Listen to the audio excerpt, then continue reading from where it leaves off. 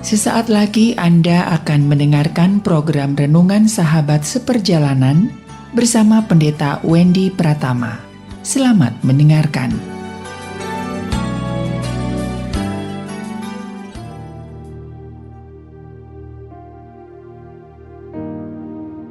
Selamat berjumpa kembali dalam layanan audio Sahabat Seperjalanan. Hari ini adalah hari Selasa 31 Januari 2023.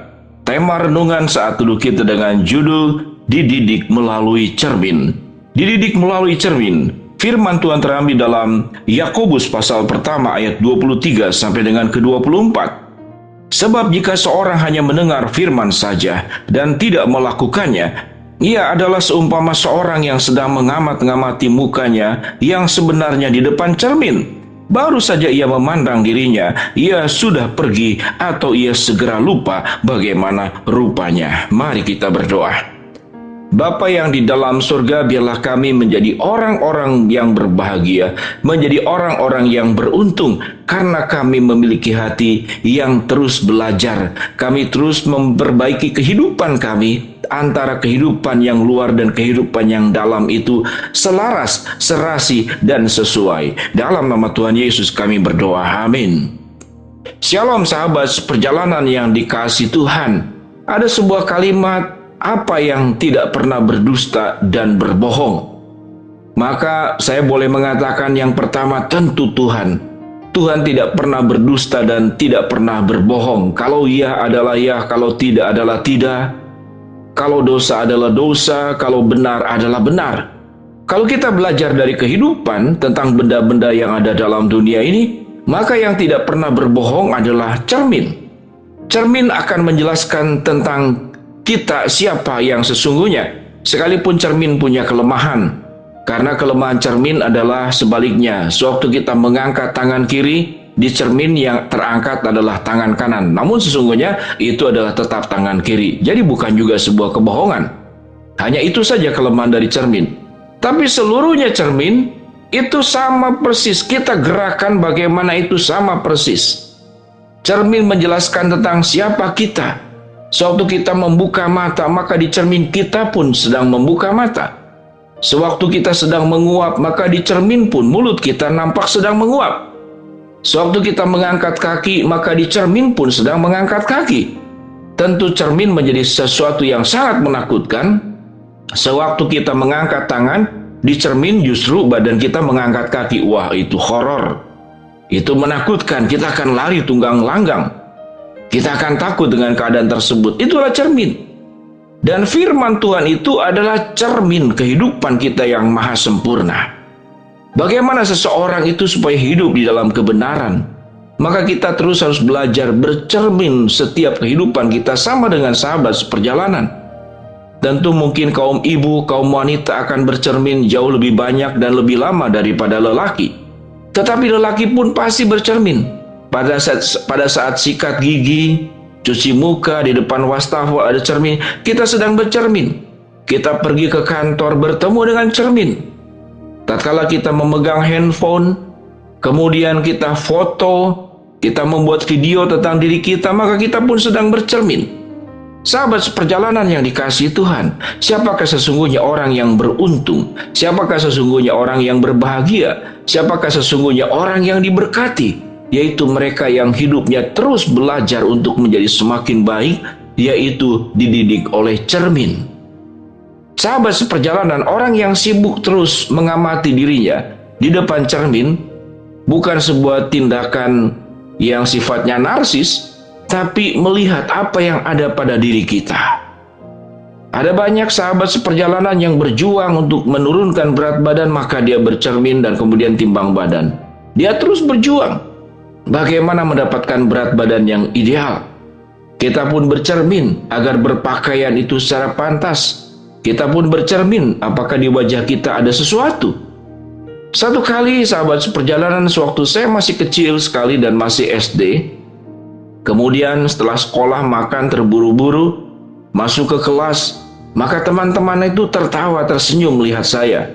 Tidak seperti biasanya. Rupanya ada hal yang kecil yang ada di bagian dekat mulut saya, yaitu nasi yang masih menempel 2 butir 3 butir mungkin. Dan mereka tertawa. Dari berangkat dari rumah ke sekolah, sekalipun masih sekolah dasar, maka saya tidak pernah menyadari bahwa saya belum cuci mulut karena terburu-buru. Masih ada nasi yang menempel. Orang lainlah yang kemudian memberitahu bahwa masih ada butiran nasi di bagian dekat mulut. Orang lain yang memberitahu. Sahabat seperjalanan, tentang siapa kita selain firman Tuhan yang memberitahu, maka ada pihak-pihak yang punya kapasitas untuk memberitahu kita bagaimana kita itu supaya menjadi pribadi yang tahu tentang siapa kita yang sesungguhnya. Dari kecil kita akan mendapatkan pengajaran cermin dari orang tua kita, di sekolah dari guru kita, sewaktu kuliah dari dosen kita, sewaktu kita ke rumah Tuhan, ke rumah ibadah, ke gereja, dari firman Tuhan yang kita dengarkan. Ada banyak koreksi dan evaluasi agar kita menjadi pribadi yang pandai bercermin dan kita menjadi pribadi yang terdidik, menjadi pribadi yang hidup itu terus semakin baik. Mari kita baca kembali firman Tuhan dalam Yakobus 1 ayat 23 sampai ke 24. Sebab jika seorang hanya mendengarkan firman saja dan tidak melakukannya, ia adalah seumpama seorang yang sedang mengamat-ngamati mukanya yang sebenarnya di depan cermin. Baru saja ia memandang dirinya, ia sudah pergi atau ia segera lupa bagaimana rupanya. Seseorang yang bercermin, dia akan terus menjaga dirinya, menjaga hidupnya itu di dalam kebenaran, menjaga dirinya dan menjaga hidupnya di dalam kekudusan, menjaga dirinya dan menjaga hidupnya agar melakukan peran-peran tanggung jawab hidup, menjadi anak-anak Tuhan yang menghasilkan buah-buah pertobatan, menjadi anak-anak Tuhan yang menjadi garam dan terang dunia, menjadi anak-anak Tuhan yang perbuatan baiknya diketahui orang bukan untuk dipuji, tapi Tuhan dimuliakan lewat kehidupan kita. Karena firman Tuhan adalah cermin yang menolong kita tahu tentang siapa diri kita. Sewaktu kita bercermin di depan firman Allah, kita sudah melakukan kebenaran-kebenaran firman Allah, maka kita menaikkan syukur yang sangat mendalam. Dan kita berdoa dalam syukur kita, terima kasih Bapa, terima kasih Tuhan, bahwa firman-Mu itu sudah memimpin hidup kami, hidup di jalan yang benar, hidup di jalan yang lurus, hidup di jalan sebagaimana yang Tuhan tentukan. Sewaktu kita berjalan di jalan yang salah, dan kita bercermin dalam kebenaran firman Allah, maka kita kemudian mengetahui, ya Bapa, ya Tuhan, aku ternyata orang yang egois. Hidupku terlalu banyak merugikan orang lain. Hidupku terlalu banyak menyakiti orang lain. Mulutku tajam melebihi pisau. Dan kehidupanku tidak adil di dalam memperlakukan orang-orang yang menjadi tanggungan yang seharusnya kami cintai. Kami urus dengan bijaksana, dengan adil. Ampunilah Bapa, ampunilah Tuhan segala dosa yang aku perbuat. Sewaktu kita terbiasa di depan cermin, yaitu kebenaran firman Allah, kita akan mendengar firman Allah dan kemudian kita akan melakukannya dengan setia. Berjalan di jalan Allah dan bukan menjadi pemberontak yang tidak taat kepada firman Tuhan. Siapapun sahabat seperjalanan, biarlah engkau melakukan tugas dan tanggung jawabmu di hadapan Allah. Dan biarlah kita menjadi pribadi yang rajin-rajin bercermin di dalam terang kebenaran firman Tuhan. Mari kita berdoa. Bapa dalam surga, terima kasih bahwa kami dididik melalui cermin, melalui kebenaran firman Allah. Jadikan kami pribadi yang terus semakin hari semakin serupa dengan Kristus. Hamba-Mu berdoa buat sahabat seperjalanan yang sedang sakit, Tuhan jamah sembuhkan. Sahabat seperjalanan yang sedang menghadapi masalah, Tuhan bukakan jalan. Sahabat seperjalanan yang sedang berdoa, mengharapkan sesuatu, Tuhan kabulkan dengan cara dan waktunya Tuhan. Dalam nama Tuhan Yesus kami berdoa. Amin. Shalom sahabat seperjalanan, Tuhan memberkati kita semua.